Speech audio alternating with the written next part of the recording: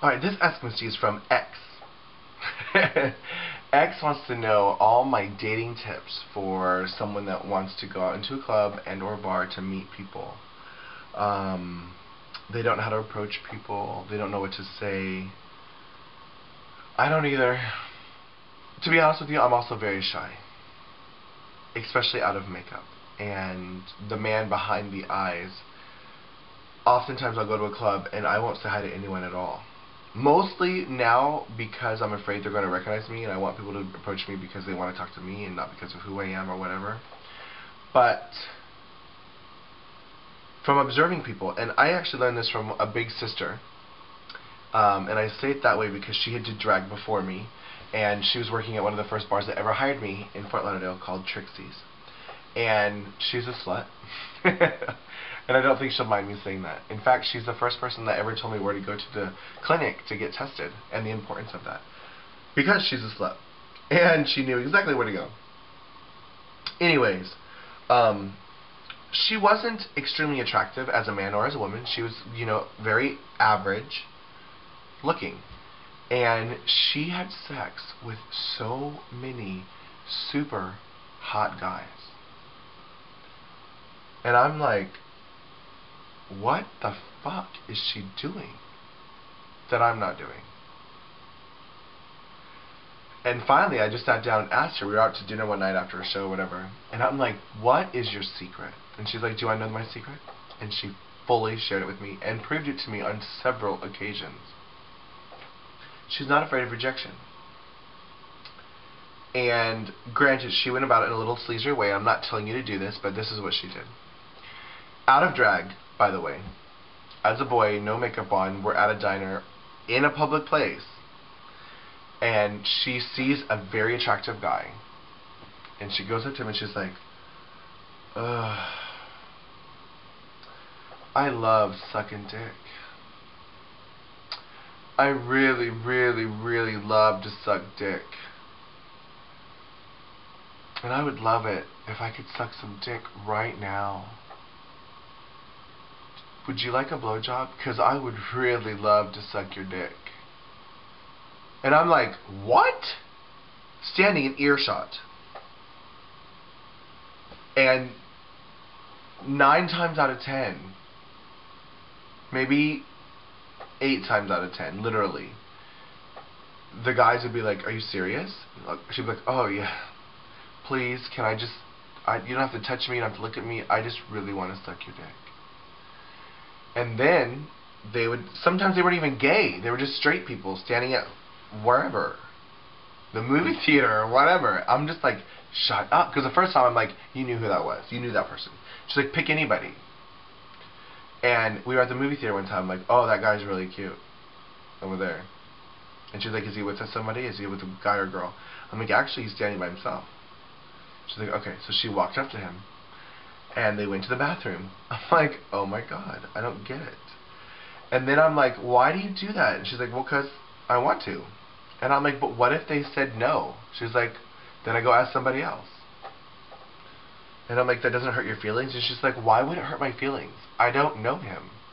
I'll never see him again. And if I do see him again, maybe he'll let me suck his dick again. And I'm like, why don't I have that mindset? So I'm not saying that you should be her, but if we had that mentality that, you know what, if we go up to somebody and we say, you're really cute, would you like to go to a movie sometime? Or you seem really nice, I'd like to hang out with you, would you like to hang out with me? If they say no, you probably don't want to hang out with them anyway. And that's a really good life lesson. Because we're so, especially as gay people, growing up, at least me, so afraid of rejection. But the funny thing is, I think all gay people are afraid of rejection. And if the whole room is full of people afraid to talk to each other, nobody's doing any talking. We're all like, wow, I'm such a great catch.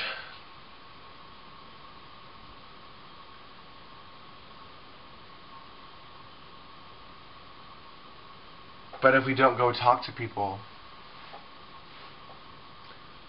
it's hard. So that was a big old tangent, hold on. I tend to go off on tangents, but I try to always focus it back. My dating tips is, you're not going to meet people if you don't leave the house. You're not going to get to know people if you don't go talk to them. I'm not saying you have to go up to every cute guy and buy him a drink, but do you know what? Can I tell you another secret?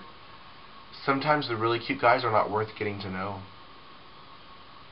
In this cookie-cutter society where we don't want fats, we don't want femmes, but yet people, including myself, people that have, you know, I've flirted with or I've said hello to or whatever, or I wanted to be interested in with, have come to me and was like, damn, I wish I gave you the chance. Because you are such an amazing person. I'm like, yeah, but you said I was too fat. Literally, to my face, people have said that I was too fat. Or, yeah, but you're too queenie. To my face. And then later, wished. Like, you know, I think that we would be in love today and we'd be the perfect couple. I'm like, yeah, well, you're an asshole. And they're my friends now, so I can say that. I'm like, you're an asshole. I would never want to date you because you're an asshole. You're a superficial, shallow pig. And I also learned this trick from an old friend. Not old friend, like older. He was actually very young, 22 I think. And he was very insecure. And I don't know why, because I thought he was very attractive. And we met through a local gay youth group that I help with called the M Project. And we would hang out and stuff. And he was so insecure.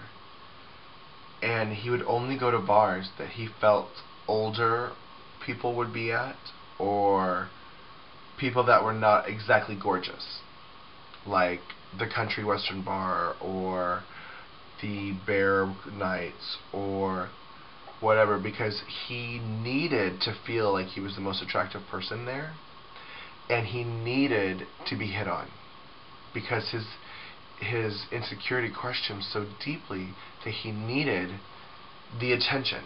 He didn't care who it was from. It could be from the nastiest person in the whole room, but as long as he was getting attention, and he did, and he fed on it, and it worked. But my point is, and the direction I'm going with this, is sometimes that guy that's not a supermodel and not gorgeous can be the most amazing person. And just because the car doesn't have a shiny outside cover or a paint job doesn't mean that it's not going to last you forever. And I think that's important to realize. You know, entering the dating world, don't be afraid to leave your house.